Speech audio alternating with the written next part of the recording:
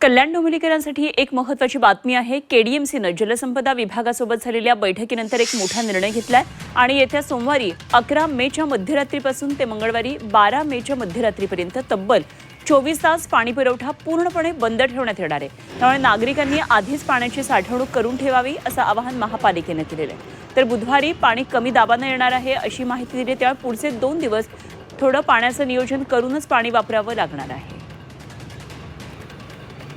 हवामान खात्याने घोषित केल्यानुसार एल निनो आणि आयोडीचा प्रभाव जास्ती जाणवला असल्यामुळे ऑगस्ट महिन्यापर्यंत आत्ताचे जे पाणी आहे त्याचं नियोजन करण्याबद्दल आपल्याला जलसंपदा विभागाकडून कळवण्यात आलेलं आहे आणि सर्व ज्या ऑथॉरिटीज पाणी उचलतात त्यांना सगळ्यांना समन्वयाने पाणी कपात करण्याबाबतच्या त्यांच्याकडच्या सूचना प्राप्त आहेत।